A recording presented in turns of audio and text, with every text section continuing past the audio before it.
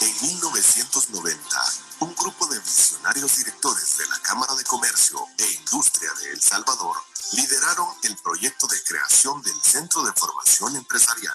Fue así como el 18 de abril de ese mismo año se inauguró oficialmente dicha unidad, con el objetivo de capacitar al recurso humano de los socios de la gremial. Desde esa fecha, se han venido generando diferentes programas y proyectos de capacitación. Entre ellos, cabe destacar nuestros programas propios con derechos de autor y ampliando el grupo de beneficiarios a las empresas no socias, ONGs, instituciones autónomas y municipalidades. Actualmente, brindamos diferentes tipos de seminarios, conferencias, talleres orientados a desarrollar y fortalecer los conocimientos, competencias y habilidades del talento humano de las organizaciones para lograr una mayor productividad, competitividad, eficiencia y potenciar el desempeño del personal en entornos cada vez más competitivos. Nuestros eventos son impartidos por un grupo de expertos profesionales que utilizan y combinan diferentes recursos metodológicos que facilitan y dinamizan el aprendizaje de nuestros participantes. Contamos con capacidad instalada a nivel nacional, principalmente en nuestras sedes en San Salvador, Santa Ana, Sonsonate, San Miguel y La Unión. Contáctenos. Centro de Formación Empresarial. Especialistas en la formación del talento humano de tu organización.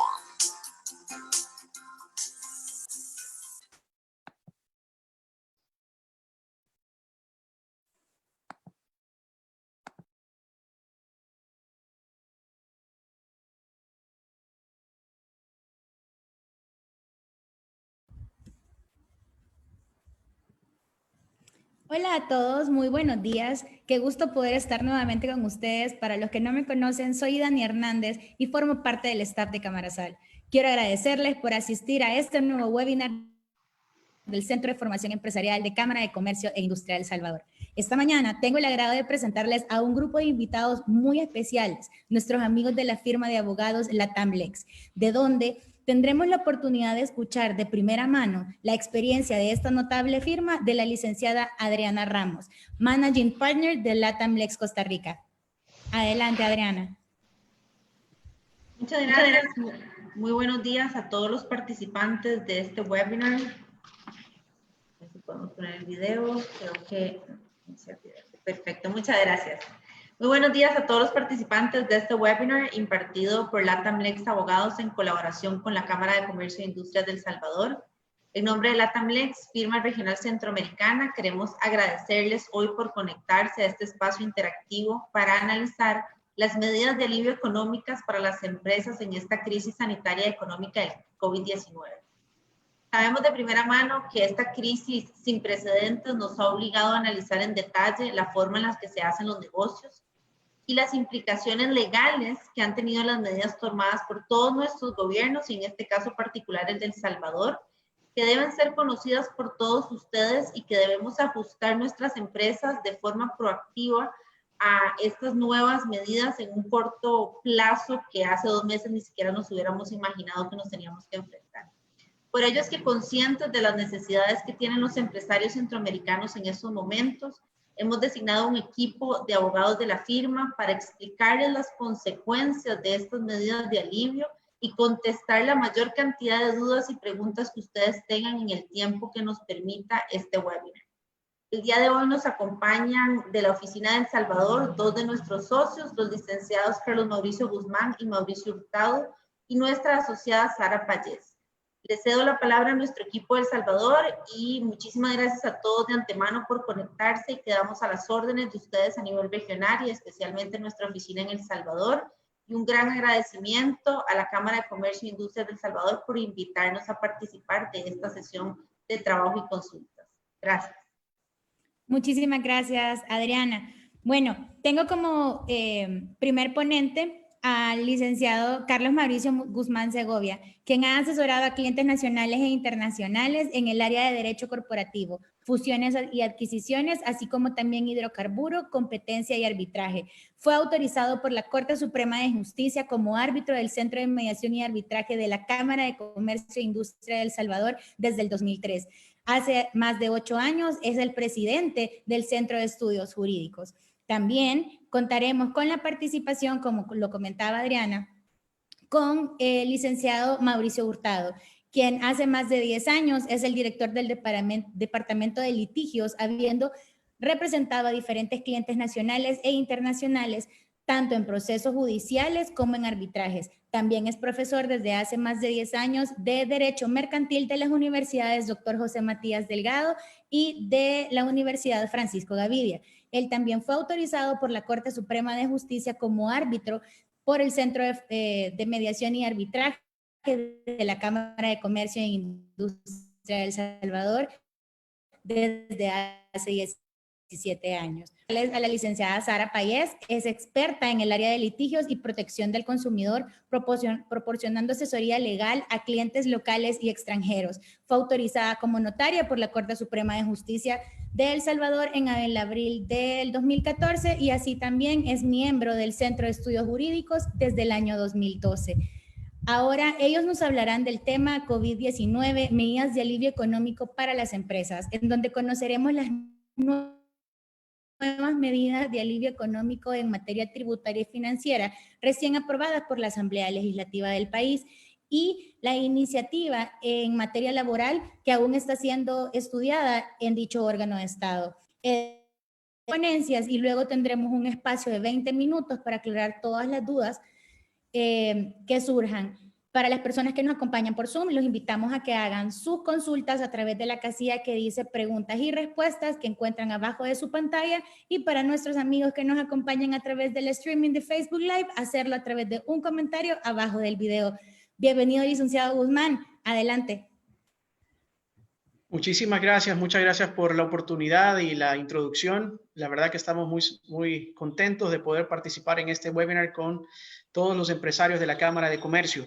Esta mañana queremos abordar esta temática de medidas de alivio económico bajo 3 ópticas. La primera de ellas tiene que ver con las medidas de carácter tributario o fiscal que fueron aprobadas el pasado 30 de abril en la Asamblea Legislativa. Seguidamente hablaremos de los temas de las medidas laborales que la madrugada de hoy precisamente fueron ya aprobadas por la Asamblea Legislativa, y terminaremos también abordando el tema con aspectos financieros de estas medidas de alivio económico que se han venido dando en el marco de esta pandemia del COVID-19. Así que mi presentación hablaré pues sobre los temas de carácter tributario y vamos a dar entonces inicio. Voy a compartir la pantalla para que podamos ver esta presentación. Bien. Licenciado Hurtado, licenciada Payés y licenciada Ramos, ¿podríamos bajar las cámaras para hacer más fluido el webinar, por favor, y que quede únicamente el licenciado Carlos Mauricio? Gracias, muy amables. Bien, muchas gracias. Pues decíamos que vamos a conversar un poco sobre estas medidas y como ustedes sabrán, ¿verdad? El día 30 de abril, justo cuando vencía la fecha para poder hacer la presentación de las declaraciones de renta y hacer el pago del impuesto correspondiente, ese día la Asamblea Legislativa, mediante el decreto 635, aprobó esta ley especial transitoria para facilitar la presentación y pago del impuesto sobre la renta y otras obligaciones formales en el marco de la emergencia por el COVID-19. Pero, ¿en qué consiste entonces esta ley? Es una ley que básicamente lo que nos viene a dar como beneficios a los sujetos pasivos es la prórroga hasta el 30 de junio para la presentación de la declaración del impuesto sobre la renta, sobre todo para aquellos sujetos pasivos clasificados como medianos u otros contribuyentes y personas naturales no inscritas al IVA, como primera regla, llamémosle así. Más adelante vamos a ver que hay otros sujetos también que están comprendidos en esta ley y también pues con sus propios beneficios. Bien, pero también estábamos diciendo pues que se refiere principalmente a los temas de medianos u otros contribuyentes, y para ellos también hay otro beneficio que amplía hasta 7 meses el pago del impuesto sobre la renta para el 2019. Y estas personas o estos sujetos contribuyentes o sujetos pasivos pues podrán solicitar una ampliación en el pago del impuesto sobre la renta a la dirección o a la autoridad tributaria, debiendo pagar la primera cuota en el mes de junio, equivalente al 10% del impuesto liquidado. Ahora bien, decíamos también que para los grandes contribuyentes también se ha aprobado una prórroga hasta el 30 de junio de 2020 para la presentación de la declaración del impuesto sobre la renta del ejercicio de 2019. Y para ellos también se ha ampliado el plazo para hacer el pago. Solo que en esta vez, para este grupo o este segmento de sujetos pasivos, ese plazo se amplía hasta 4 meses, debiendo entonces ellos pagar la primera cuota que corresponde al impuesto liquidado del 30% del impuesto a más tardar el 30 de junio. Vean ustedes ahí la diferencia entre los sujetos pasivos pequeños o medianos contribuyentes versus esta diferencia que hace la ley con respecto a los grandes contribuyentes. Pero en general a todos se les prorroga la posibilidad de poder presentar hasta el 30 de junio la declaración de impuestos sobre la renta. Veamos qué más trae esta ley. Esta ley también prorroga hasta el 30 de junio para la presentación del pago que deben de hacer los grandes contribuyentes de esta contribución especial para el Plan de Seguridad Ciudadana.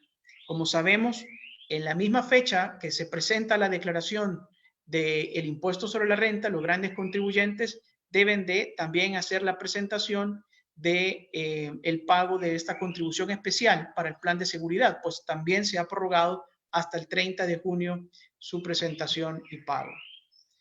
Otro de los beneficios que también tiene esta ley es que en circunstancias normales, si nosotros solicitamos a la autoridad tributaria un plazo o un plan de pago para hacer efectivo el pago de los impuestos, pues normalmente nos van a pedir una caución, es decir, una garantía, una fianza de que nosotros vamos a cumplir a cabalidad los pagos que la autoridad tributaria nos autorice según lo que nosotros hemos solicitado ese plan de pagos.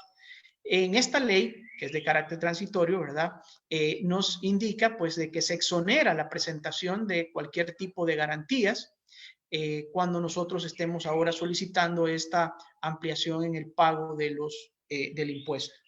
Esto creo que es un beneficio adicional a lo que ya comentaba anteriormente. Ahora bien, esta ley también dispone cuáles son las formas de pago que yo tengo como sujeto pasivo para poder hacer frente a la autoridad tributaria. Y básicamente son las mismas que ya conocemos.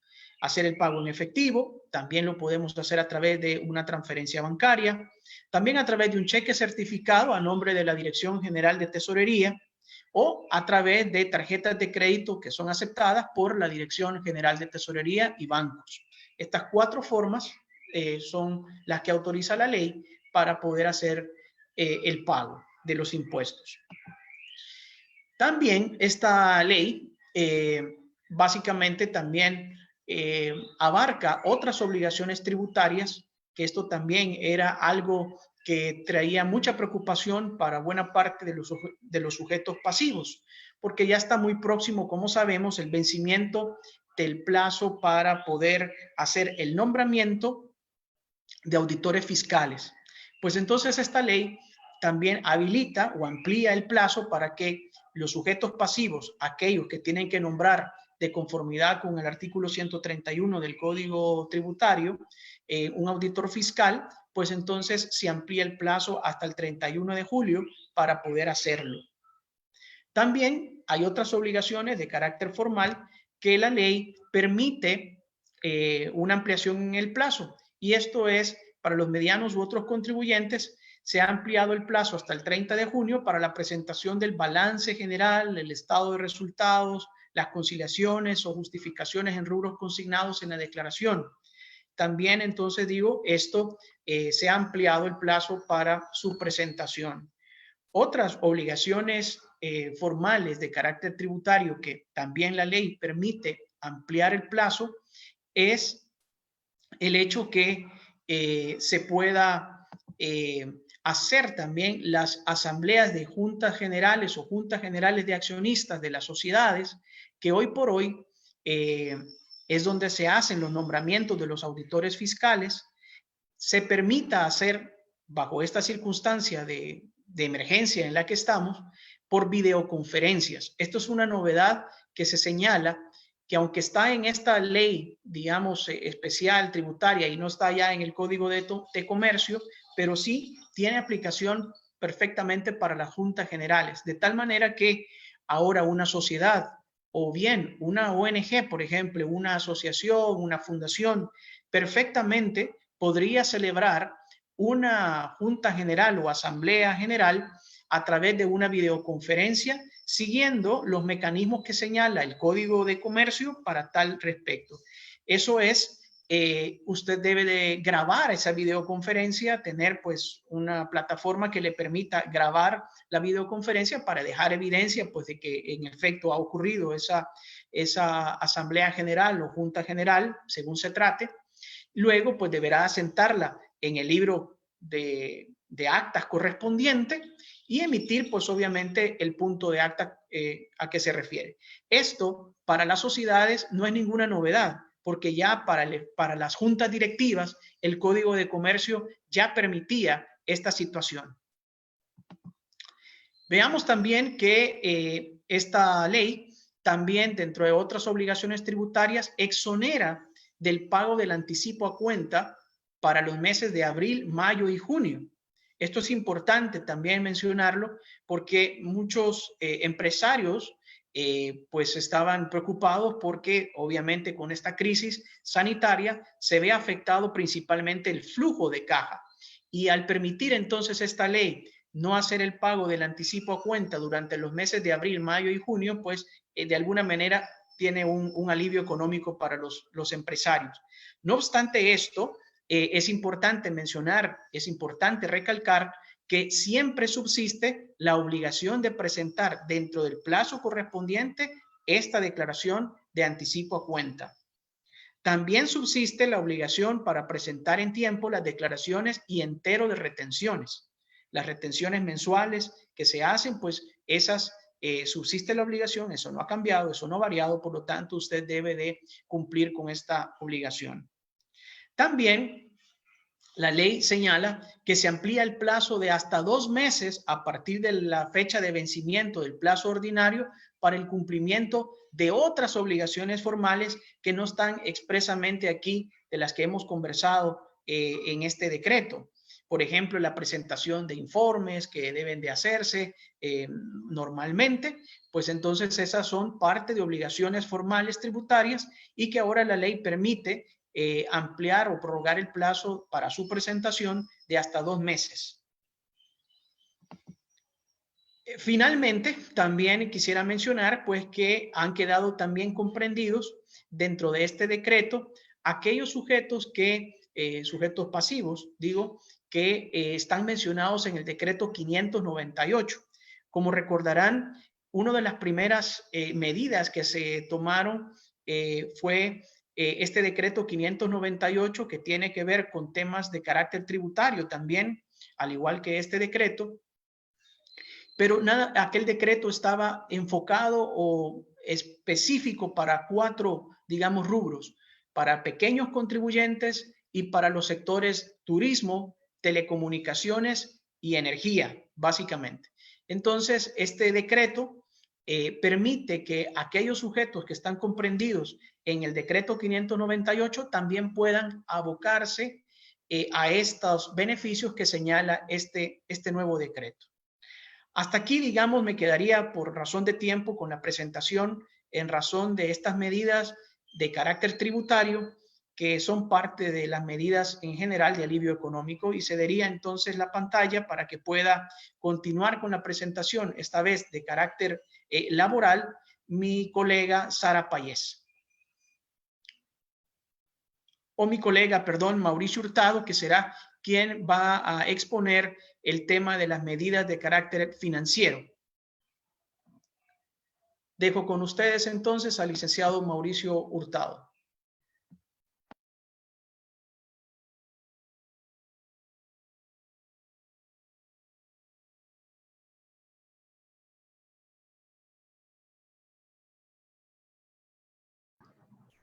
Tu volumen, Mauricio. No lo estamos escuchando, podría quitar el... Ahí está. Gracias. Perfecto. Gracias. Muchas gracias a todos los asistentes. Vamos a continuar con nuestra participación y vamos a compartir con ustedes algunas medidas muy importantes que tienen relevancia respecto a cómo se han venido aplicando algunos decretos previos que tienen como consecuencia una, llamemos así, una facilitación o una medida de alivio precisamente para las personas, inclusive también las empresas, referido precisamente a los efectos directos que ha ocasionado la pandemia y sobre todo las declaratorias de emergencia y los cierres de actividades ordenados por la autoridad.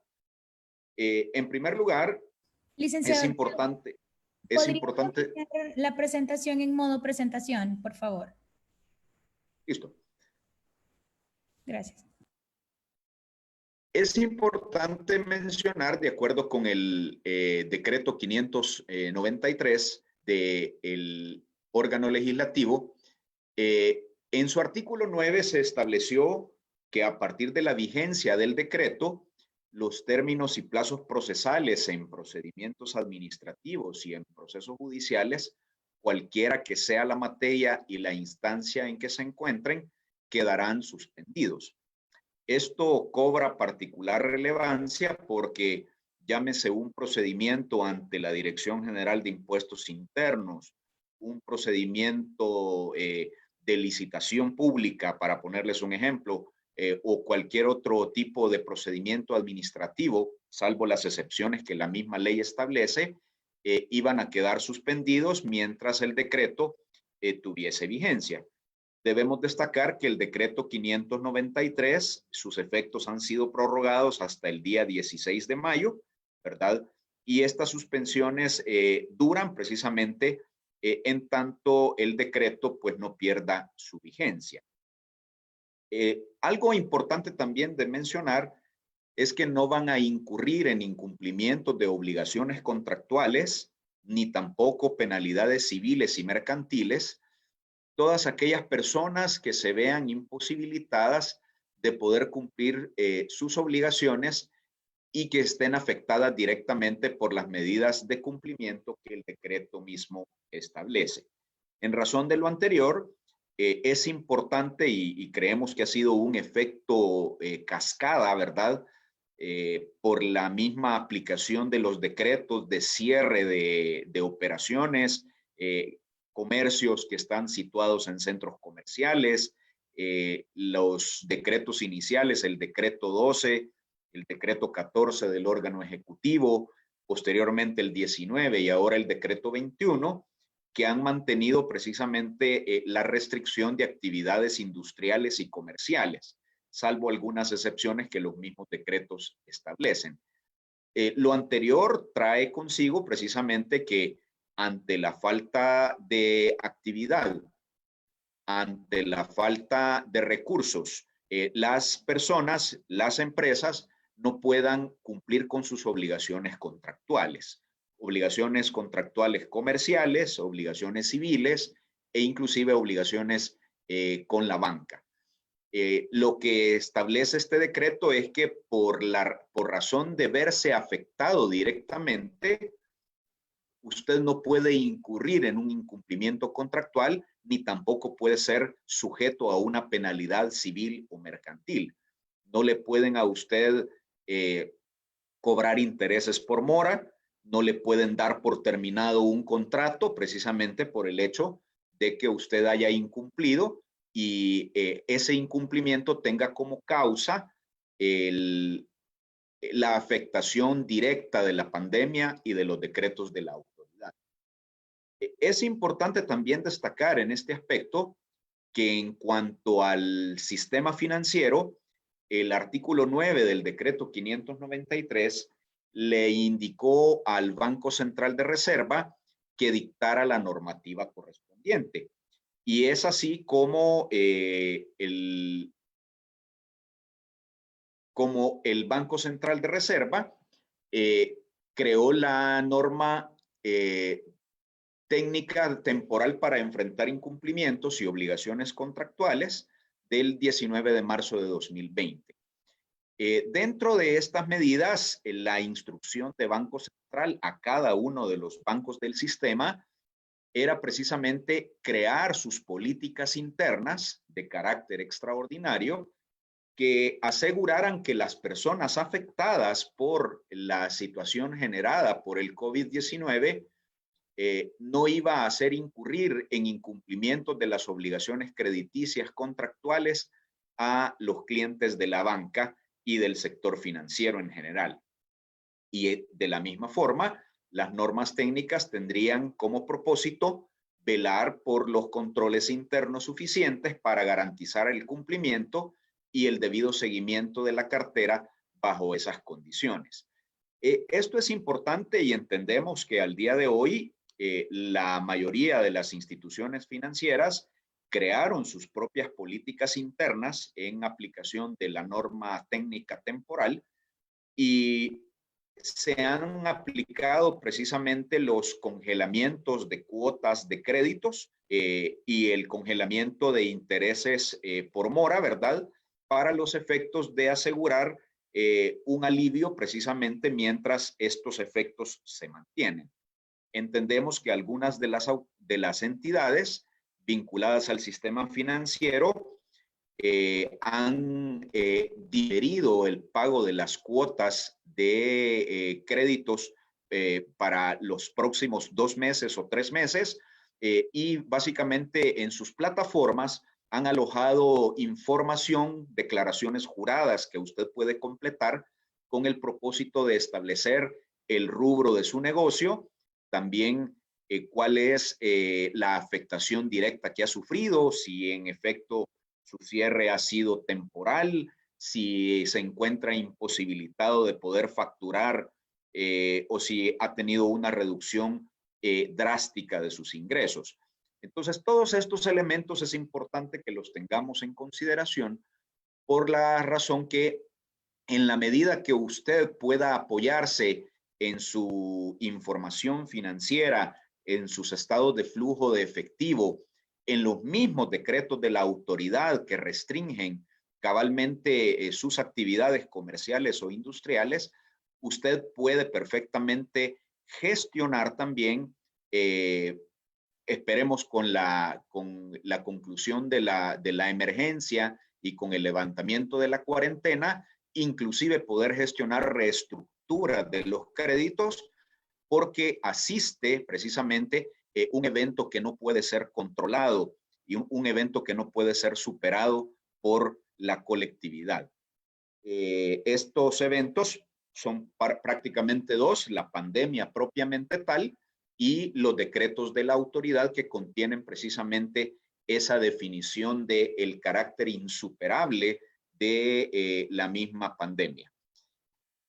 Es importante mencionar que de acuerdo con las normas técnicas temporales, la categoría de riesgo del cliente no puede verse afectada o no puede verse disminuida. El cliente va a conservar su categoría de riesgo y adicionalmente se va a suspender el conteo de los días mora en el caso de que hubiesen existido incumplimientos anteriores a la declaratoria de emergencia amparada en el decreto 593. Esto es muy importante y si en algún momento usted ha tenido alguna experiencia negativa, donde a pesar de eso ha habido una reclasificación o una degradación de su categoría de riesgo crediticio, o si le han seguido computando los días por mora, usted puede precisamente canalizar su caso ante la entidad financiera, y si el asunto no logra ser solventado, usted tiene toda la posibilidad de poder canalizar su caso ante la Defensoría del Consumidor, ya que es una de las entidades del Estado que han estado trabajando más arduamente respecto de estos puntos. Existen también disposiciones respecto de las aseguradoras. Si usted se ve afectado en poder pagar las primas de sus seguros, no incurre en incumplimientos contractuales y tampoco puede imponérsele alguna penalidad. De la misma forma, el mismo decreto de la emergencia establece que quedan suspendidos los plazos de periodo de gracia para el pago de las primas de seguro, ¿verdad? Si usted esta es una situación que viene de la ley, del Código de Comercio, usted goza al contratar su seguro de un periodo de gracia para poder hacer el pago de la prima. Si por alguna razón no lo ha podido realizar, el plazo del periodo de gracia ha quedado suspendido. Es importante esta situación para los efectos de conocimiento general. Por otra parte, tal como lo mencionaba el licenciado Guzmán hace unos minutos, esta madrugada la Asamblea Legislativa aprobó una serie de regulaciones destinadas precisamente a la reactivación de los sectores económicos del país. Existe una ley que fue aprobada, que es una ley de financiamiento adicional. Recordemos que ya teníamos un financiamiento de $2,000 millones previo, y que ahora se aprueba un financiamiento de $1,000 millones, pero con propósitos más enfocados a la recuperación y al apoyo de la economía. Esta ley, en resumen, tiene dos componentes. Un primer componente, que es una aprobación de $600 millones, que estarán administrados por Bandesal como fiduciario, y se creará un fideicomiso de recuperación de empresas registradas como patronos ante el Seguro Social y adicionalmente como empresas informales. Estos $600 millones se desglosan de la siguiente forma. 140 millones, que es un programa de subsidio para empleados de micro, pequeña y mediana empresa afectadas por el COVID-19 y que estén registradas como patronos en el Instituto Salvadoreño del Seguro Social. Ya en unos minutos, la licenciada Sara Payés les va a explicar cómo operarían básicamente estos subsidios, porque esta es la pregunta quizás más importante de todas. Se crea el subsidio, pero ¿cómo sería la forma de operarlo, verdad? Y si yo califico para poder ser sujeto del mismo. 360 millones de dólares es una línea de crédito de capital de trabajo, siempre para micro, pequeñas y medianas empresas afectadas por el COVID-19, registradas como patronos en el Instituto Salvadoreño del Seguro Social. Y un tercer rubro de 100 millones de dólares, que es un financiamiento productivo a sectores informales bajo la modalidad de capital de trabajo, con la condición de tener créditos vigentes en el sistema financiero o cooperativo con categorías de riesgo A o B al 29 de febrero de 2020 y que se hayan visto afectadas por el COVID-19. A este respecto es importante mencionar que tenemos que esperar, esto no es automático, tenemos que esperar la creación del fideicomiso, ¿verdad? Esto tendrá que ser también por ley, ¿verdad? Para efectos de establecer todo el mecanismo que va a consistir este financiamiento por los primeros 600 millones de dólares. Inclusive el canalizador de todo esto es el Banco de Desarrollo, Bandesal, ¿verdad? Quien va a tener calidad de fiduciario y administrador de los recursos. En segundo lugar, hay una segunda categoría de 400 millones de dólares consiste en un refuerzo del presupuesto general del Estado que tiene dos destinos específicos. En primer lugar, $100 millones que está destinado para el pago de exportadores en concepto de devolución del IVA y $300 millones para el pago de obligaciones del Estado con proveedores. Vamos a tener que estar alertas. Recordemos que el decreto se aprobó en la madrugada. Como son disposiciones temporales, estas tendrían que haber sido sancionadas por el presidente de la República esta misma mañana y enviadas a publicar al diario oficial. Tenemos que estar muy pendientes de los decretos para ver su contenido final y establecer cuáles son los mecanismos, sobre todo esta parte. Algunas de las empresas que forman parte de la membresía de la Cámara de Comercio se estarán preguntando, bueno, perfecto, pero ¿cuándo nos van a pagar, verdad? Recordemos que también el Estado va a tener que salir a buscar estos recursos. El mismo decreto establece distintas modalidades. Puede hacerse por medio de la emisión de valores, puede hacerse por medio de colocación de títulos en el mercado internacional. Paralelamente pueden optar por un crédito puente y que luego será pagado en función de cómo se vayan obteniendo los recursos. En la medida que el Ministerio de Hacienda pueda obtener los recursos derivados para cubrir estas categorías, se tendrán que ir implementando las formalidades para proceder al pago de estos destinos, tal como lo acabamos de mencionar. Esto es tal vez de manera muy general y voy a dejar a la licenciada Sara Payés para que pueda explicarles algunos elementos de carácter laboral, porque también se aprobó una ley de protección al empleo y adicionalmente algunos detalles que vienen establecidos en la misma ley de protección al empleo de cómo se van a implementar algunos subsidios de los cuales nos hemos referido. Dejo a la licenciada Sara Payés con ustedes.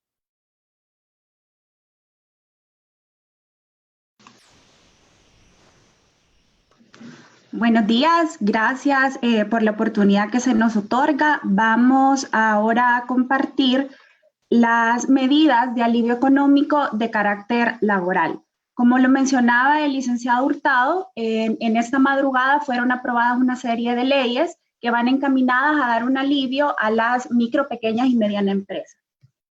Empezamos con el proyecto de ley de protección al empleo salvadoreño. Esta tiene por objeto establecer las medidas que mitiguen el impacto económico y los efectos que esto ha ocasionado en el empleo salvadoreño por la pandemia del COVID-19.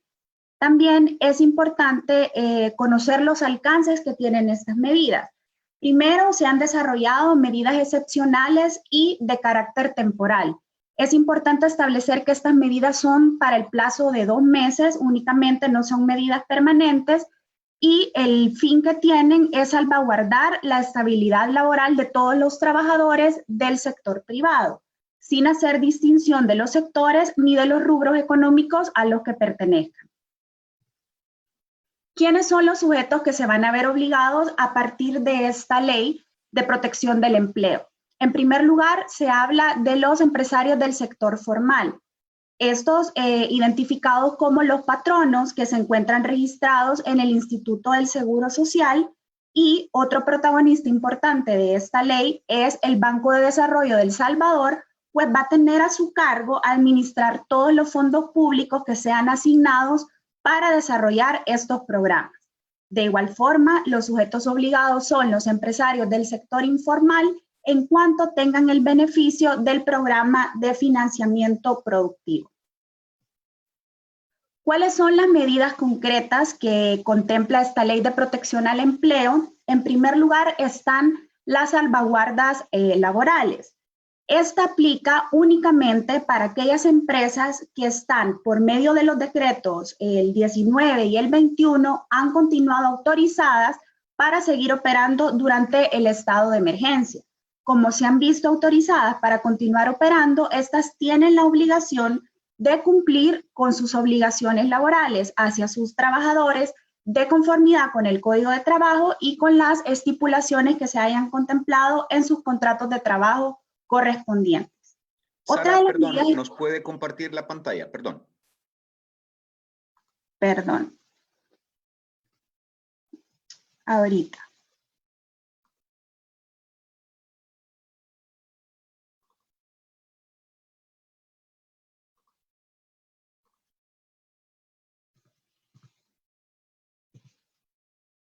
Ok.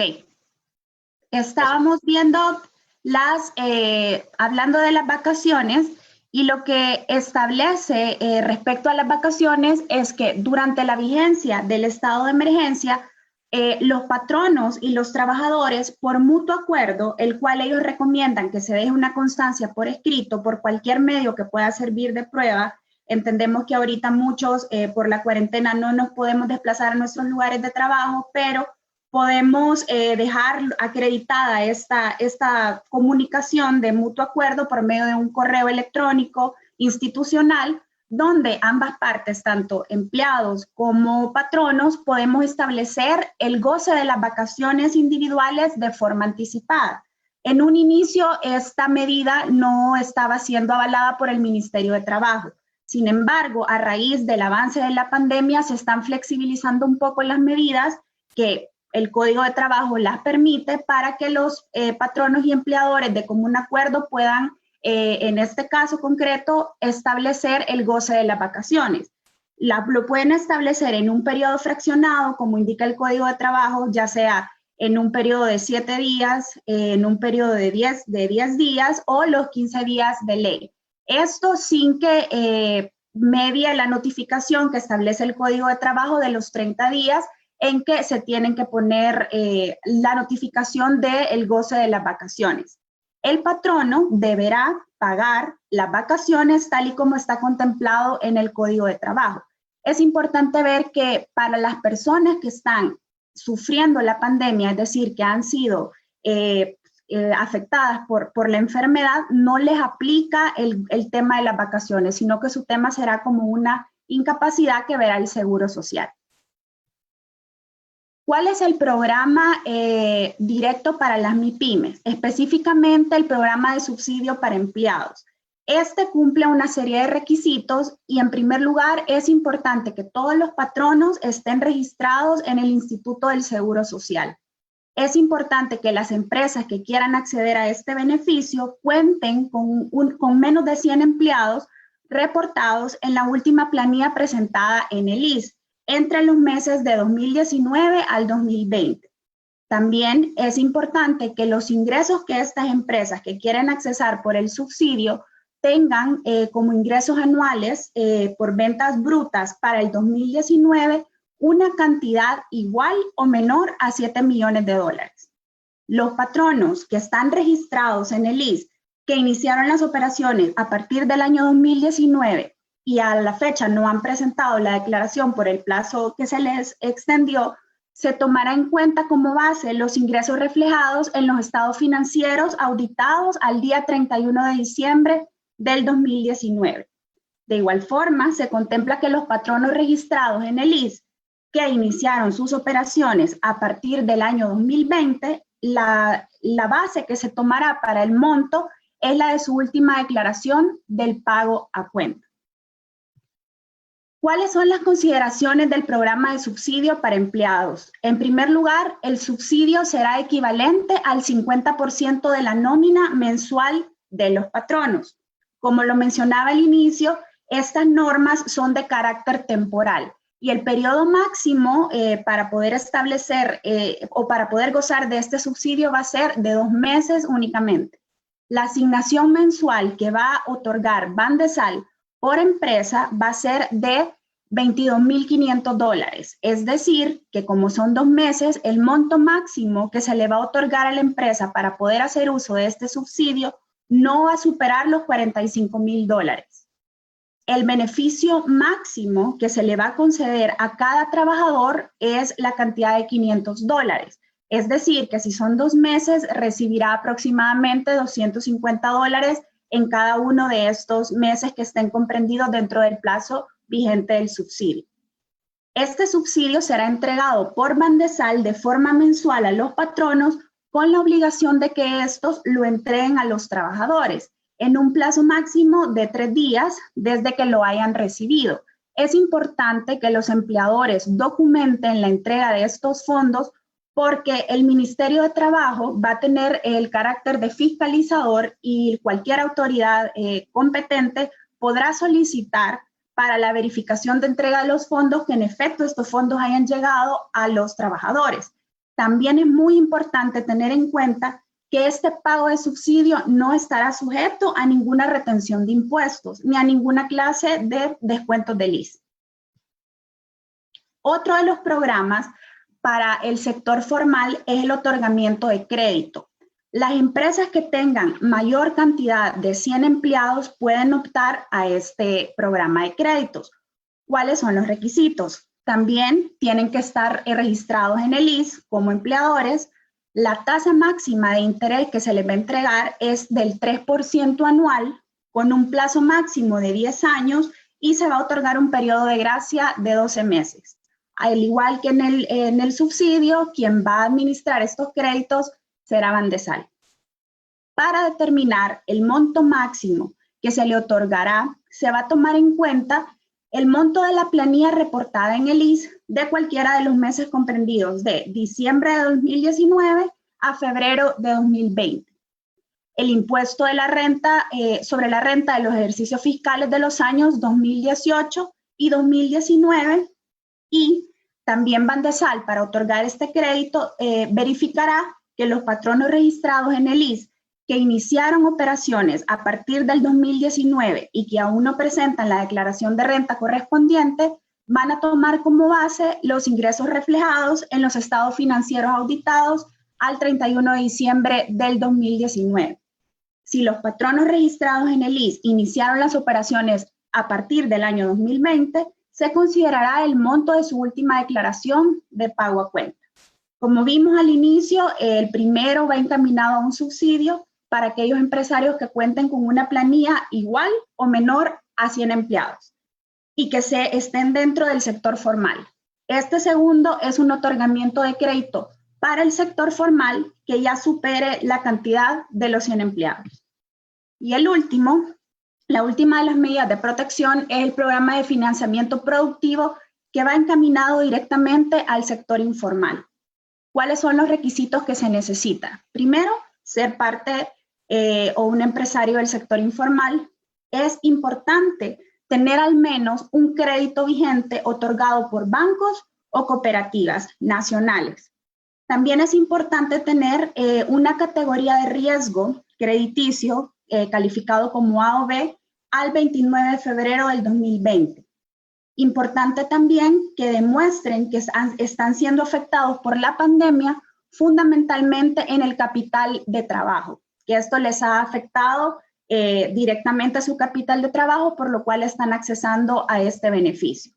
Al igual que el crédito otorgado para el sector formal, la tasa máxima de interés va a ser de un 3% anual, el plazo máximo será de 10 años y también se va a otorgar un periodo de gracia de 12 meses. El crédito, así como las anteriores medidas, también va a ser administrado por Bandesal en su totalidad. Muchas gracias. Muchísimas gracias, licenciada Payés. Invitar a nuestros asistentes a que por favor envíen sus preguntas a través de la casilla de preguntas y respuestas en Zoom y en un comentario si nos están viendo por Facebook Live. Voy a empezar con la ronda de preguntas, licenciados.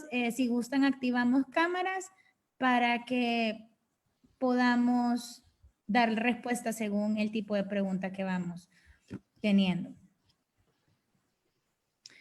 Dice, en relación a los alquileres comerciales, ¿cómo queda cuando un inquilino se ampara el decreto y no quiere pagar por 3 meses, abril, mayo y junio? ¿Cómo funciona esto? No lo escuchamos, licenciado Hurtado. Muchas gracias. En efecto, quizás acá es algo bien importante porque también reconocemos que, y vamos a iniciar quizás la respuesta siempre con ese refrán popular, ¿verdad? Que en el río revuelto buscan la ganancia los pescadores. y de repente puede tratarse de encontrar amparados en los decretos de la autoridad y en la declaratoria de emergencia alguna persona que quiera abusar precisamente de el tema precisamente para no poder cumplir con sus compromisos contractuales.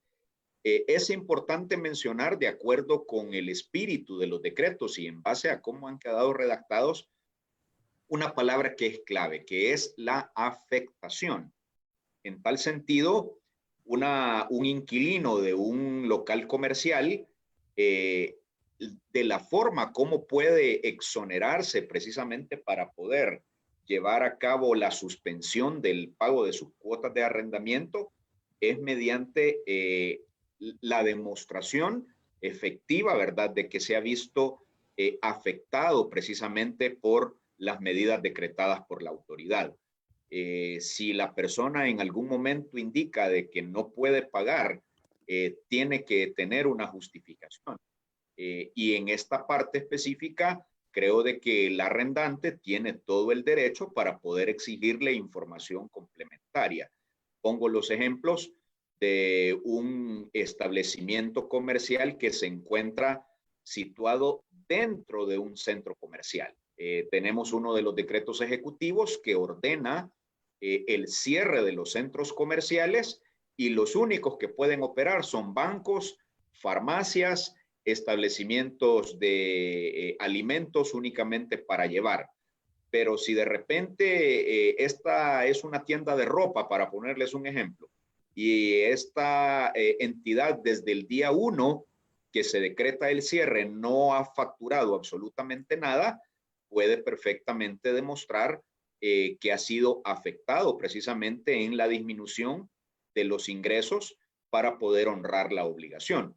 Este tema siempre yo les invito a que lo mantengan siempre pendiente, porque aun y cuando se levanten los decretos de cuarentena y los decretos de emergencia, esperemos que sea pronto, van a ser recurrentes los temas de incumplimientos contractuales por los efectos generalizados que todo esto va a traer consigo. Y puede ser persistente precisamente un incumplimiento. El hecho de que el cierre se haya prolongado durante un mes y medio, 2 meses y medio aproximadamente, puede tener un efecto permanente, ¿verdad?, en los meses posteriores, si no es que hasta finalizar el año, precisamente por la razón de que recuperar la clientela y como consiguiente el flujo de efectivo no va a ser una situación tan fácil. Pero el tema particular en esta parte es la afectación. Otro ejemplo puede ser alguien que tenga un negocio en el centro histórico y tenemos en algún momento un cordón sanitario como el que implementó la Alcaldía Municipal de San Salvador. Esto puede en algún momento limitar el flujo de personas y puede generar precisamente una afectación al negocio. Pero siempre tenemos que buscar la forma de evidenciar que no haya abuso de parte del arrendatario en esos aspectos. Muchísimas gracias, licenciado. La siguiente pregunta es en relación, y hay varias preguntas que tienen relación con esta, y que nos están preguntando que a partir de cuándo todas estas medidas de alivio van a estar activas para las MIPES. Bien, como les decía hace unos minutos, el decreto fue aprobado el día de hoy por la madrugada, ¿verdad? Es la pregunta que todos nos hacemos. Las medidas no son automáticas. Yo les invito precisamente para que nos podamos mantener pendientes. Lo mencionaba de forma muy general en la exposición. Se ha precisamente aprobado el decreto. El decreto, por ser un decreto de carácter temporal, entra en vigencia el día de su publicación en el diario oficial. Significa que si el presidente de la República lo sanciona esta misma mañana, tendrá que enviarse a publicar este mismo día y va a empezar a surtir efectos a partir de hoy. Pero veamos el contexto. Como la ley de protección al empleo no puede subsistir si no tiene la fuente de financiamiento. Entonces, en esta parte, la autorización del legislativo para que el órgano ejecutivo en el ramo de Hacienda pueda gestionar la obtención de los recursos, esto no va a ser inmediato. Hemos visto cómo el gobierno se ha visto en dificultades, inclusive para obtener recursos del financiamiento anterior, que es el financiamiento de los 2.000 millones de dólares.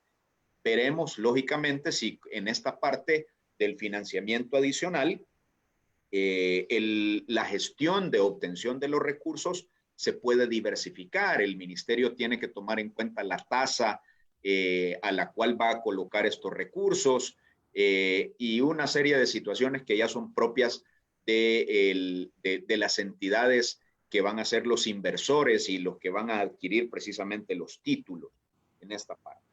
Les decía, se tiene que crear el fideicomiso que tiene que estar administrado en carácter de fiduciario por Bandesal, y esto no es inmediato. Esperaría yo de que esto lo puedan agilizar y en tanto se obtienen los recursos, paralelamente ir haciendo precisamente la creación del decreto de el fideicomiso. Yo les invito a estar pendientes porque sí, definitivamente las empresas necesitan de estos recursos, ¿verdad? Y el alivio no va a llegar hasta que no se ingrese el recurso a cada uno de los beneficiados según la ley. También es importante adicionar a lo que manifiesta el licenciado Hurtado, que si bien es cierto, primero tenemos el gobierno que conseguir estos recursos, también la ley faculta a que Bandesal pueda establecer los protocolos para hacer la entrega de estos fondos. Entonces, ellos, una vez ya cuenten con el dinero, con el capital para empezar a ponerlo al servicio de las MIPYMES, tendrían que establecer las medidas, ¿verdad?, que van a utilizar para estar haciendo la entrega de este dinero. Entonces, como lo mencionamos, esta es una ley que fue aprobada hoy por la madrugada. Necesitamos contar con los fondos para poder llevar a cabo estas medidas de apoyo.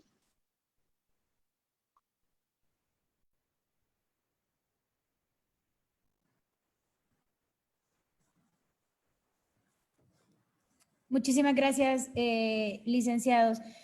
La siguiente pregunta se la voy a dividir en dos partes. Primero es si nos pueden aclarar cuáles son las condiciones que necesitan tener las empresas para considerarse afectadas por el COVID-19. Y la segunda parte sería qué requisitos son los que necesitan para poder acudir o recibir las ayudas que nos están ofreciendo.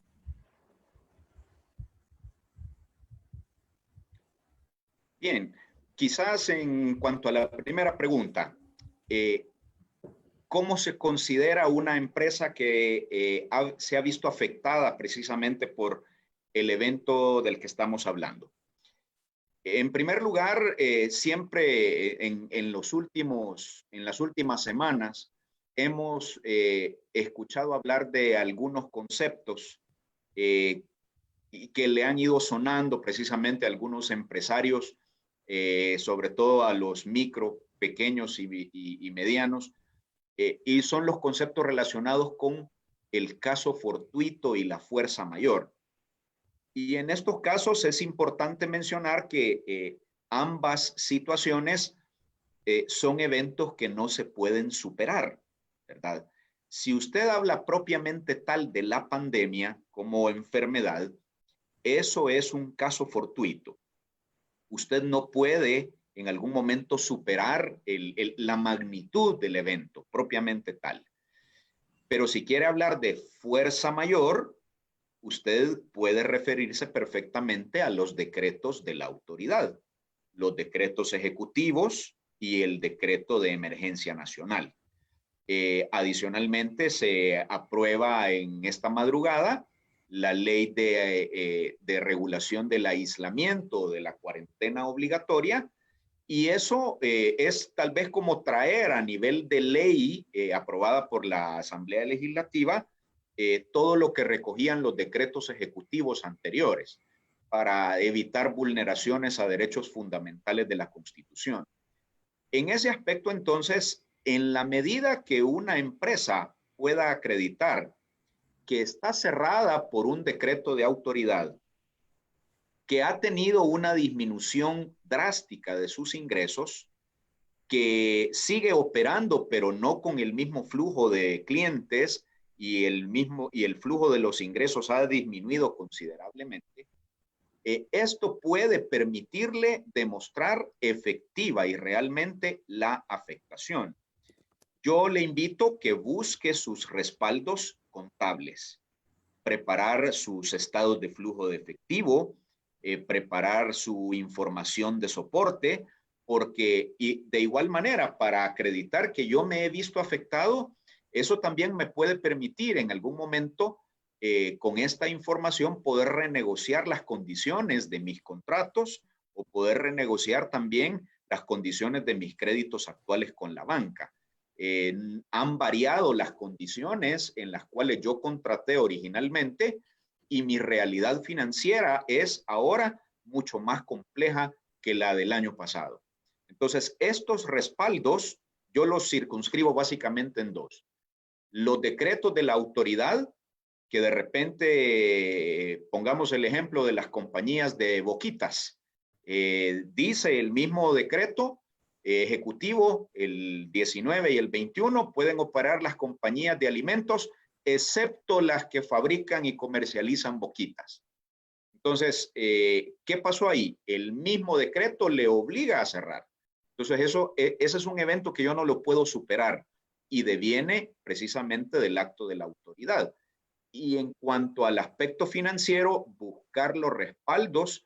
Recuerde que de acuerdo con nuestro Código de Comercio, es prueba en materia de obligaciones mercantiles los registros contables. Entonces, su respaldo contable en este aspecto es sumamente importante para acreditar estas circunstancias. Lógicamente, tiene mucho más peso el respaldo contable para aquellas empresas que son empresas formalmente establecidas, ya que por la misma ley, el Código Tributario, el mismo Código de Comercio se encuentran en la obligación de llevar registros contables en esa parte. Y la segunda, el segundo componente se lo dejo al licenciado Guzmán.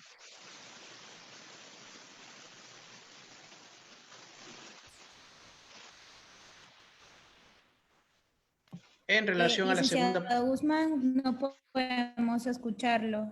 ¿Ahora sí? Sí. En relación a la segunda parte de la pregunta, me gustaría me repita esa parte. Hola. Era, ¿cuáles son las necesidades o los requisitos que tienen que tener nuestros empresarios para poder acceder a los beneficios de alivio económico? Quizás esa pregunta más bien está enfocada hacia Sara, que tiene Correcto. la presentación sobre lo del empleo. Correcto. Como lo mencionaba en la presentación, dentro de las medidas que se han adoptado, la primera está la del subsidio del 50% para la planilla del pago de salarios de todas las micro, pequeñas y medianas empresas que tengan menos de 100 trabajadores. Otra de las medidas también está la obtención de créditos por medio de Bandesal para el sector formal, y para el sector informal se ha creado también un fondo para otorgarle un crédito. Específicamente en el tema del subsidio, ¿cuáles son los requisitos que se tienen que tomar? Primero, que los empleadores estén registrados en el Seguro Social como patronos, ¿verdad? Y que estén debidamente inscritos. También se tiene que contar con 100 o menos empleados reportados en la planilla que se reporta al Seguro Social. También los ingresos tienen que ser menores a $7 millones. Para poder accesar al otro beneficio, que es el otorgamiento de crédito, primero tenemos que estar registrados de igual forma en el Seguro Social. Estas implicaciones que va a tener es que la tasa máxima del interés que se le va a otorgar por este crédito es de un 3% anual se va a conceder un periodo de gracia de 12 meses y para poder pagar este crédito va a ser un plazo máximo de 10 años. El monto también va a ser administrado por Bandesal, al igual que todas estas medidas que se han estado manejando. De igual forma, va a aplicar para el sector informal con la diferencia de que los empresarios del sector informal deben de comprobar que tienen a la fecha o hasta febrero del 2020 un crédito con un banco o con una cooperativa y que su calificación de riesgo es calificación A o calificación B. Muchísimas gracias, licenciada. Solo para quedar claros, porque también hay muchas preguntas que nos vienen del sector informal. Entonces, Correcto. ¿el sector informal quedaría desamparado de estas medidas o hay algunas otras medidas que pueden ser tomadas por ellos? No, como lo mencionábamos, se ha creado un programa especial de financiamiento productivo para el sector informal. Este también va a ser por medio de Bandesal. Lo que necesita, por lo menos en esta ley de protección al empleo que está regulado en este momento, es que ellos cuenten con un crédito comprobado tanto en un banco como en una cooperativa para poder accesar a tener este beneficio. También tienen que demostrar que se han visto afectados directamente en su capital de trabajo. Por el momento, estas son las medidas que han sido aprobadas esta madrugada, como lo mencionaban también el licenciado Hurtado y el licenciado Segovia. Es importante que estemos pendientes porque día a día se van dando más normativas, más apoyo y lo que se busca es no dejar desamparadas a la micro, a la mediana y a la pequeña empresa. Entonces, sí hacemos y reiteramos esta invitación de estar pendientes día a día de todas las leyes que puedan sacar, decretos que vayan en beneficio de reactivar la economía. Quizás un último comentario en esa parte, precisamente por el sector informal. Uno de los condicionamientos o de los requisitos que establece es que el usuario del sector informal que quiera acceder a uno de estos beneficios tiene que tener un crédito con la banca o con el sistema cooperativo categoría A o categoría B. En muchos de los casos, el sector informal no tiene una contabilidad formal. Pero para poder acceder al crédito en el sector cooperativo, para ponerles un ejemplo, hemos visto de que el ejecutivo del banco le hace un levantamiento de un balance. Entonces, esto es importante y le puede servir precisamente porque la información de respaldo también la tiene el banco, en función de que ha sido esencial precisamente para concederle el crédito. Entonces, la persona perfectamente puede pedir apoyo de su banco donde tiene su crédito para poder recopilar la información y después de ello trasladarla precisamente a Bandesal. Solo para terminar y complementar esa idea, sí creemos que esto sí puede ser una limitante para el sector informal. El haber impuesto, digamos, ese requisito de tener un crédito categoría A o B en la banca o en la cooperativa o en el sistema cooperativo. ¿Por qué? Porque sabemos claramente que nuestro sector informal principalmente no es un sector que va a buscar un financiamiento a la banca o al sector cooperativo, sino va principalmente a, llamémosle así, a buscar financiamiento externo, por otro lado, a tasas de usura muchas veces, y por lo tanto, difícilmente creo yo que el sector informal en su gran mayoría pueda resultar beneficiado precisamente por este requisito que ha quedado establecido para el sector informal. Muchísimas gracias, licenciados. La siguiente pregunta dice, en cuanto a trámites de la DIGESTIC y el CNR, como la renovación de matrículas, ¿hay alguna prórroga o cómo se está manejando este tipo de trámite? De momento no hay ninguna prórroga. Recordemos de que hay una suspensión de los procedimientos administrativos, eso sí, en virtud del decreto de emergencia. Sin embargo, tenemos conocimiento que el registro o el Centro Nacional de Registro sí tiene habilitadas algunas ventanillas, al menos de carácter virtual, por el momento, para poder atender estos trámites. De hecho, en este decreto 635 quedó también establecido que el Centro Nacional de Registro debería aperturar una ventanilla especial precisamente para poder atender los trámites que tienen que ver con el nombramiento de los auditores externos y fiscales de las sociedades. Así que de momento creo que sí se está atendiendo, pero de carácter virtual. Gracias. Licenciada Payés, hay una pregunta directa para usted. Dice, ¿qué se entiende como salvaguarda de la estabilidad laboral? ¿Significa que los trabajadores no pueden ser despedidos, no pueden ser suspendidos, etcétera? ¿A qué empresas le aplica? Ok, al tenor de esta ley de protección del empleo, se entiende por salvaguarda la obligación que tienen las empresas que están autorizadas a continuar trabajando durante el periodo de emergencia, a hacerle frente a sus obligaciones laborales. Es decir, a continuar pagando sus salarios y todas las prestaciones que han estado establecidas por el contrato de trabajo y por las leyes laborales. Sin embargo, sabemos que muchas empresas se han visto afectadas, como ya lo mencionamos, directamente por esta pandemia. Nuestro Código de Trabajo regula varias figuras como la suspensión temporal de los contratos de trabajo, la reducción de las jornadas de trabajo y da los motivos por los cuales se puede hacer uso de esas figuras amparados en la ley.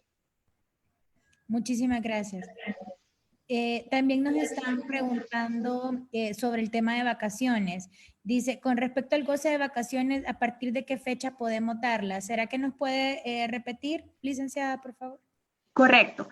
Otra de las medidas es que de mutuo acuerdo los patronos y los trabajadores puedan acordar que se vayan a hacer uso de sus vacaciones tal y como lo contempla el Código de Trabajo. Como lo mencionábamos desde el inicio de la presentación, esta ley fue aprobada en la madrugada. Esperamos ya contar con la sanción del presidente para que pueda entrar en vigencia y las empresas, una vez vigente esta normativa, pueden ya, de mutuo acuerdo con sus empleados, hacer uso del adelanto de vacaciones como lo contempla el Código de Trabajo. Gracias. También nos están preguntando muchas personas de cómo manejar el tema de los empleados que manejan sus horarios de trabajo o sus salarios en base a honorarios profesionales. Entendemos que esta ley únicamente está para los empleadores que están inscritos en el Seguro Social. Entonces, si están hablando de contratos de prestación de servicios, estas personas que están bajo esa modalidad no se encuentran registrados en la institución del Seguro Social. Gracias. Nos están preguntando también si las personas que son parte del sector salud privado pueden hacer parte de pueden hacer uso de estos beneficios. Sí, pueden hacer uso. Estas medidas de alivio económico van dirigidos a las micro, pequeñas y medianas empresas. Entonces tendrán que asesorarse por medio de Bandesal, acercarse cuando ellos mismos emitan los protocolos de cómo van a operar la entrega de estas cantidades para el subsidio y los apoyos crediticios para poderse hacer uso de estas medidas. Gracias. Le añado un elemento. En esa parte específica, usted puede ser titular de una empresa aún siendo persona natural. Entonces, usted tiene carácter de comerciante individual. Entonces, en ese sentido, si usted está registrado como contribuyente del IVA, siendo un profesional de la salud, entiendo que el ejemplo viene dado por odontólogos, médicos, odontólogos principalmente que han tenido que cerrar sus clínicas, creo que perfectamente pudieran aplicar. Y como la licenciada Payés lo mencionaba, una vez aprobado el fideicomiso, habrá que esperar para ver si pudieran existir algunas otras informaciones que el mismo fiduciario Bandesal pueda requerir. Gracias. Muchas personas nos están preguntando si pueden, por favor, explicar exactamente cuál es el beneficio del 50% de la planilla, porque no les ha quedado claro.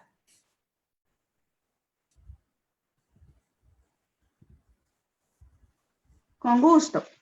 Al tenor de lo que contempla esta ley de protección al empleo, en primer lugar, se dice que se va a otorgar un subsidio equivalente al 50% de la planilla de las micro, pequeña y mediana empresas, siempre y cuando ésta no tenga un número mayor de 100 empleados. ¿Cómo va a entregar los fondos Bandesal para que esto pueda operar?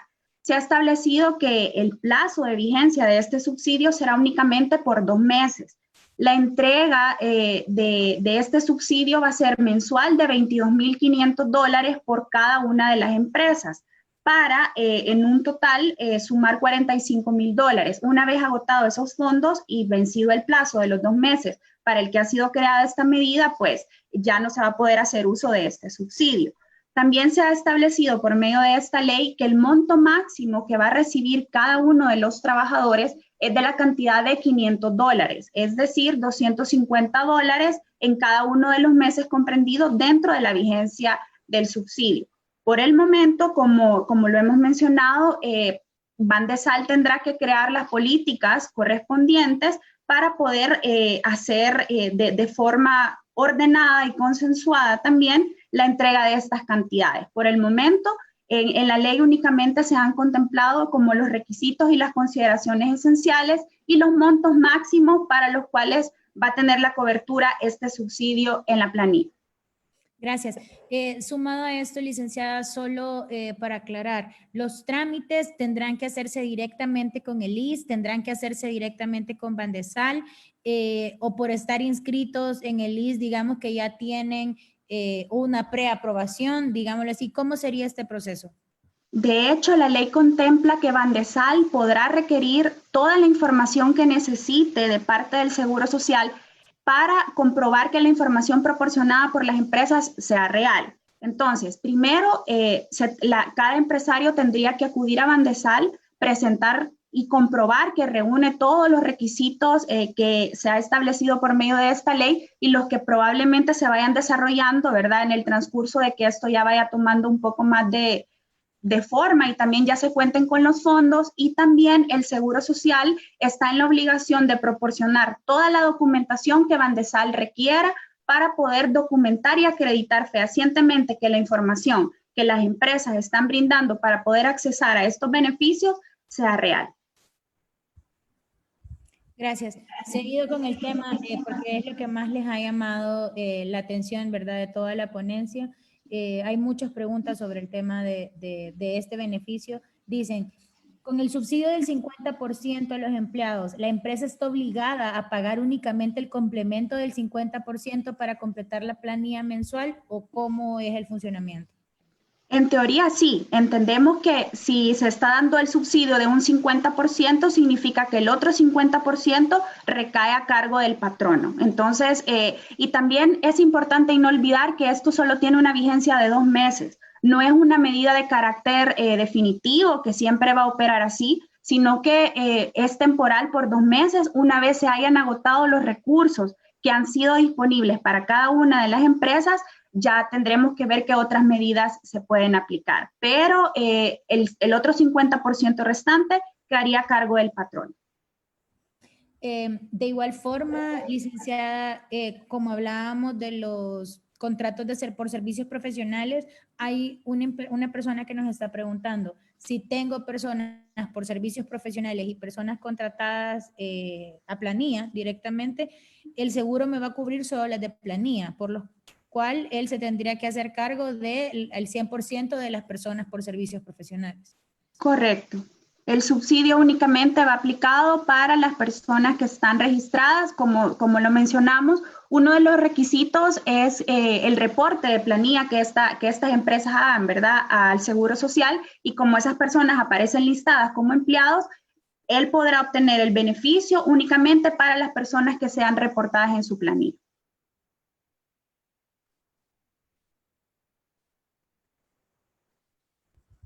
Gracias. ¿Pueden explicarme si el beneficio que se le entregará a los empleados se les aplicará a los descuentos de ley? No. El subsidio del 50% específicamente, la ley contempla que va sin ningún descuento, tiene que ser entregado en la totalidad al trabajador, no va sujeto ni a renta, ni tampoco al descuento por la aportación del Seguro Social. Es importante que todos los empresarios documenten la entrega de estos fondos a los empleados, para el caso de alguna fiscalización que se haga por el Ministerio de Trabajo o por cualquier otra autoridad que requiera para verificar si en efecto los fondos han llegado a su destinatario final, es decir, hacia los trabajadores, y que no se les haya aplicado ningún tipo de descuento. Creo que esa parte es importante mencionar para evitar cualquier tipo de riesgos para los comerciantes o empresarios. Si finalmente fue elegible para poder optar a este subsidio y por alguna razón algún empresario decide utilizar ese subsidio para otra actividad que no sea el pago de los empleados, se expone a una situación legal que puede derivar pues en una responsabilidad, incluso hasta penal, por ese empresario que no ha destinado los fondos para el fin que fue utilizado o que fue, digamos, acreditado. Muchísimas gracias, licenciados. La siguiente pregunta dice, ¿el crédito ofrecido por el banco hipotecario será también bajo estas mismas condiciones, ya que varias empresas iniciamos trámites con ellos y aún no hemos tenido respuestas?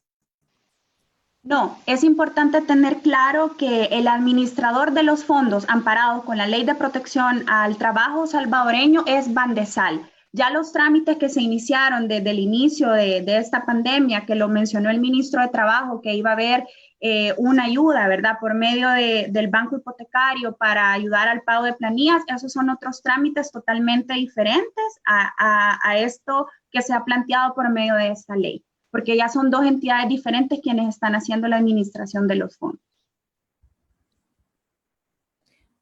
Gracias. La siguiente pregunta dice, ayer el ministro de Trabajo mencionó la posibilidad de suspensión de contratos de trabajo por fuerza mayor, previo al procedimiento administrativo ante el mismo Ministerio de Trabajo.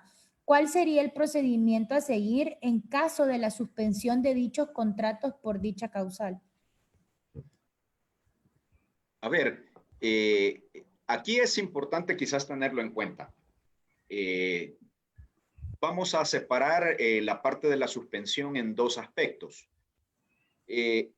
La suspensión por mutuo acuerdo de las partes, donde patrono y empleado se ponen de acuerdo para suspender el contrato, no requiere de ningún procedimiento administrativo.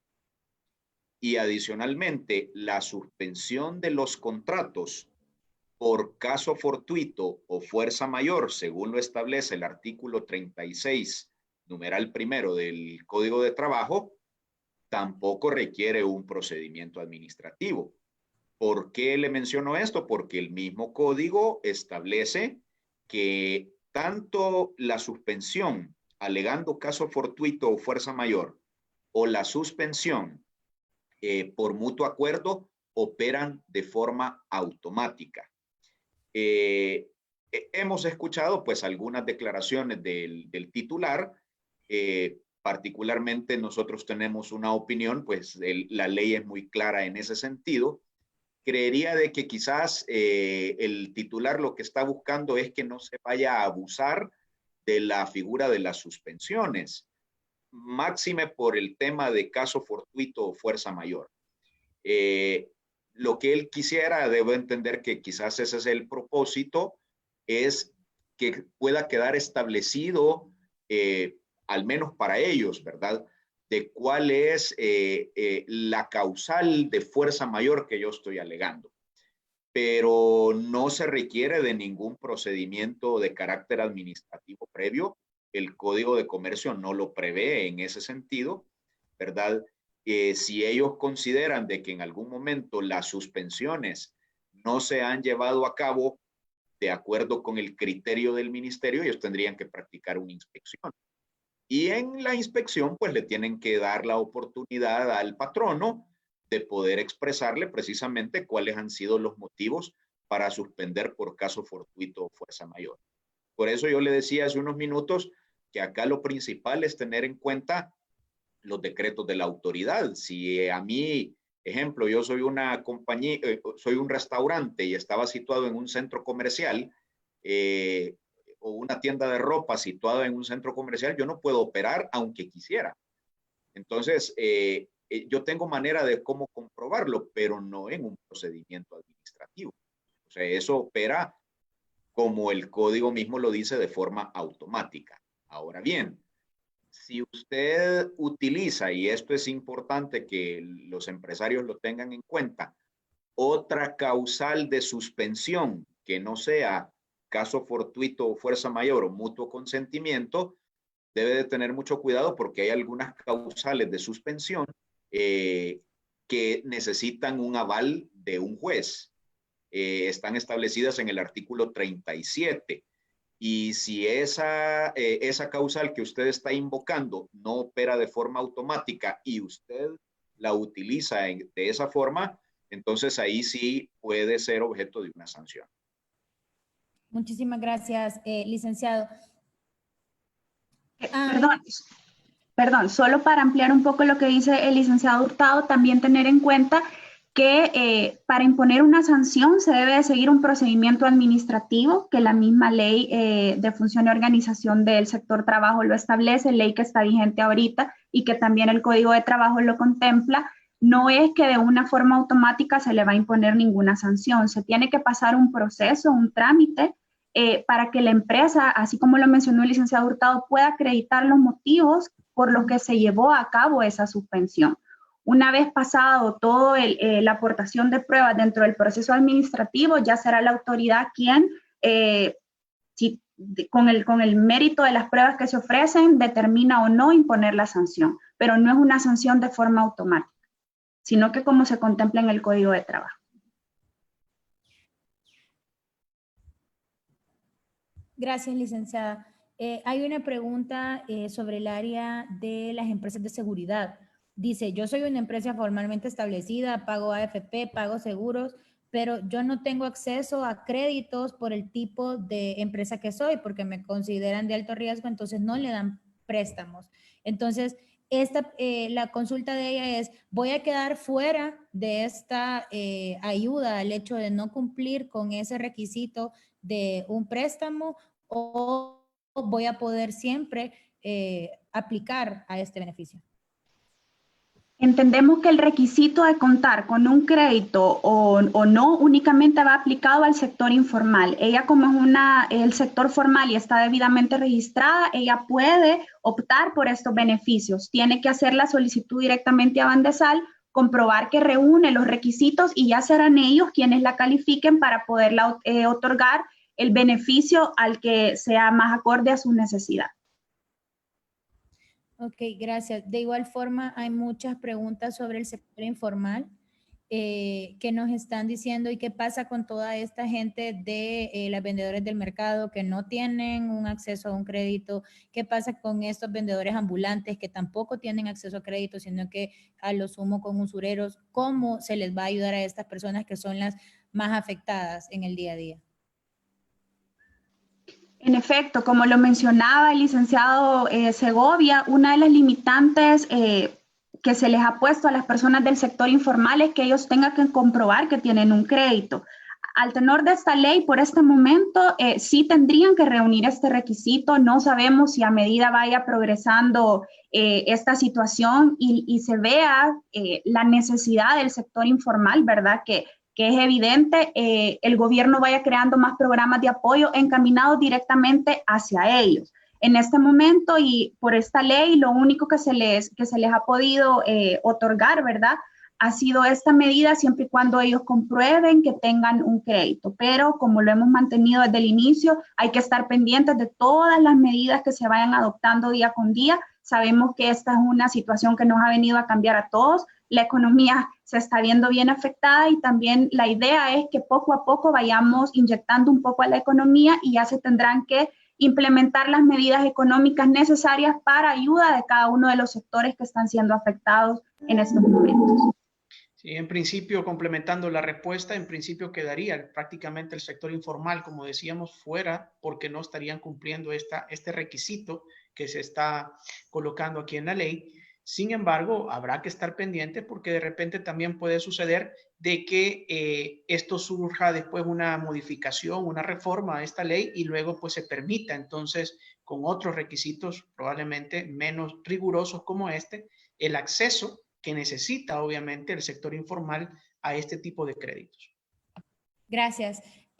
¿Podrían, por favor, aclararnos el tema del número de personas que debe de tener la empresa para poder acceder a estos créditos? Hay muchas preguntas de si tengo 20, si tengo 70, si tengo más de 100. Entonces, ¿podemos, por favor, aclarar este punto para darle respuesta a todas estas preguntas? Correcto. Para poder accesar al beneficio del subsidio, el requisito es que usted tenga menos de 100 empleados. Pueden ser 5, puede ser 15, pueden ser 20. Una vez usted supere la cantidad de los 100 empleados, ya no puede accesar a este beneficio del subsidio, pero le quedan abiertas las otras dos posibilidades. Si es un comerciante informal, el crédito también, y si es un comerciante formal, ¿verdad? Del sector formal también poder optar por el crédito que da Bandesal. No importa que tenga 5, que tenga 15, que tenga 20 empleados para estar cubiertos por el subsidio. Importante también es que usted debe, al reunir los requisitos, usted debe someter a la aprobación de Bandesal quienes calificarán si usted en efecto reúne esos requisitos, y también ellos saber cuál es el beneficio que a usted le sea más recomendable, ¿verdad? Pero la limitante es que si usted tiene 101 empleados, sí es importante tener claro que al beneficio del subsidio ya no se podría optar. Gracias. ¿Perdón? ¿No? Ok, hay una consulta muy puntual. Dice, nosotros somos una empresa que está cerrada desde el 19 de marzo. El mes pasado tomaron la decisión de que para seguirnos pagando a todos nos van a pagar el 50% del salario. Ya lo hicieron en la última quincena de abril. En este caso, si la empresa hace la solicitud para este subsidio del 50%, el dueño tendría que pagarnos el 100% o solo el 50% subsidiado. Por la decisión que han tomado, ¿verdad? Entendemos que si usted califica para poder ser beneficiario del subsidio, entendemos que el otro 50% que no queda cubierto por este programa es a cargo del patrono. Entonces, el Bandesal le entregaría el 50% de lo que le corresponde a usted y el otro 50% iría a cargo del empleado. Ok, muchísimas gracias.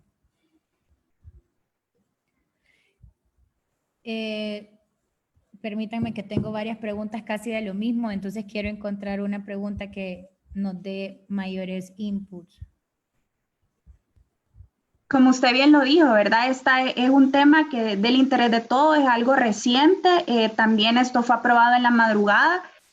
Sabemos que hay muchas dudas, hay muchas inquietudes respecto de cómo esto va a ir funcionando. Por eso reiteramos la invitación de que todos estén pendientes de cómo esto vaya evolucionando y de las nuevas medidas que vayan surgiendo para ir regulando, inclusive si estas pueden sufrir algunas modificaciones, como lo mencionó el licenciado Carlos Mauricio. A medida esto vaya avanzando, probablemente dentro de las medidas que están ahorita, muchas puedan ser flexibilizadas para poder llegar a ser un alivio real para todos esos sectores que por medio de estas medidas al 100% no se encuentran todavía siendo beneficiados.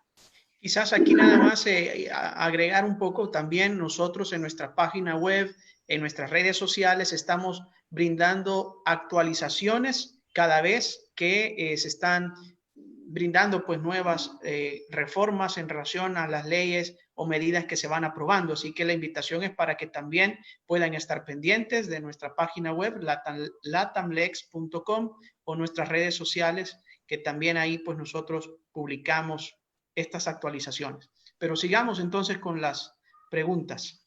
Sí, la siguiente pregunta nos decían, si la gente está en el DICOM, aunque esté en planillas, aunque esté con una empresa registrada, siempre va a poder acceder, ¿verdad?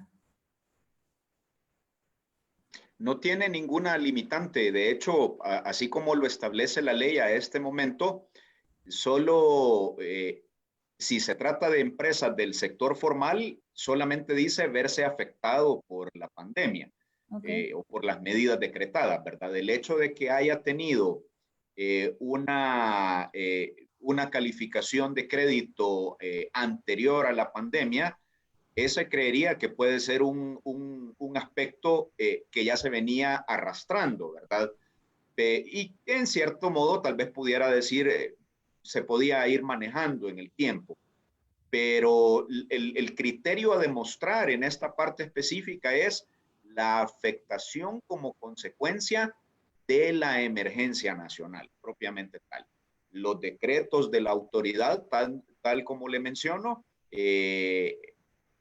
imaginémonos que esto puede tener un efecto recurrente post-emergencia, porque pueden venir otras regulaciones donde le digan a una empresa, bueno, perfecto, usted queda autorizado para reanudar paulatinamente sus actividades, pero solamente con un 30% del personal. Siempre voy a tener una limitación.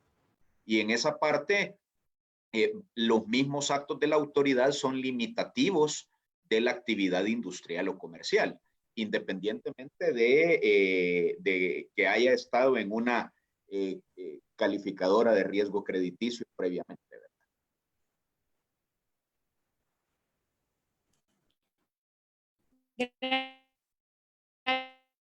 En aras del tiempo voy a hacerle dos preguntas. ¿Hipotecario, voy a poder optar a estos beneficios? ¿Nos pudiera repetir, perdón?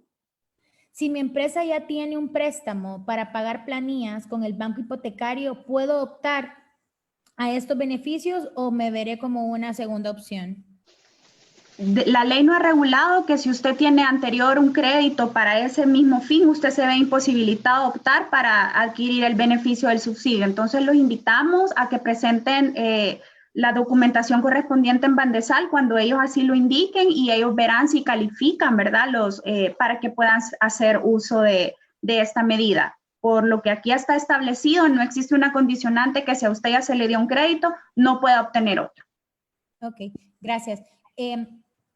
La última pregunta que les quiero hacer es para que aclaremos el punto de los pagos de ley, porque mucha gente le ha quedado la duda que, ok, yo accedo al préstamo del 50% que nos va a dar Bandesal y el otro 50% lo tiene que pagar el empleador.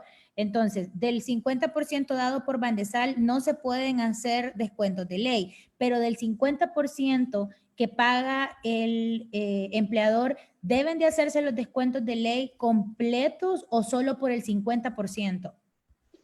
En efecto, del 50% que se ha entregado por medio de Bandesal va libre de impuestos sobre la renta, de la aportación de la AFP y del Seguro Social. Y del otro 50% usted ya tendrá que hacerle los cálculos del descuento en la proporción del ingreso que usted le esté otorgando al trabajador. Entonces, en este caso, digamos, si es para llegar al 100%, para que quede claro, si es para llegar con el préstamo al 100% del salario del empleado, se le va a hacer nada más el descuento por el 50% que está pagando el empleador. Se le va a hacer el descuento por la cantidad que usted reporte, tanto en el Seguro Social como en el AFP. No podemos hacer un descuento ni superior ni inferior a lo que nosotros reportamos en el seguro ni en el AFP. Entonces, tiene que ser en base a la aportación que el empleador le dé a ese 50%. Ok, perfecto. Muchísimas gracias, licenciados. En realidad, para nosotros ha sido un placer tenerlos con nosotros. Hemos contado con más de 490 personas conectadas por nuestras dos plataformas. Como se han dado cuenta, teníamos muchas personas preguntando, ¿verdad? Muchas preguntando, teniendo las mismas dudas y hubiéramos querido pues poderles contestar a todos, pero en aras del tiempo hemos tenido que llegar hasta aquí. Quiero agradecerles en serio uno a uno por toda la dedicación y la entrega que han tenido para este webinar, por su tiempo, ¿verdad? Agradecerle también a la licenciada Adriana Ramos por acompañarnos desde Costa Rica y darnos todo el feedback de lo que es la TAMLEX.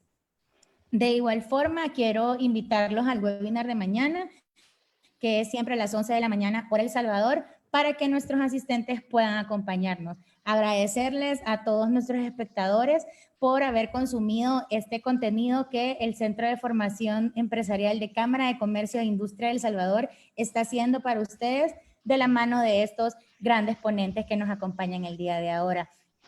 También, si desean ser parte de sus empresas dentro de Cámara de Comercio, les dejamos aquí los contactos para que puedan comunicarse con nosotros a través de nuestras redes sociales, nuestros números de teléfono o nuestros correos, y nosotros con mucho gusto les haremos llegar la información.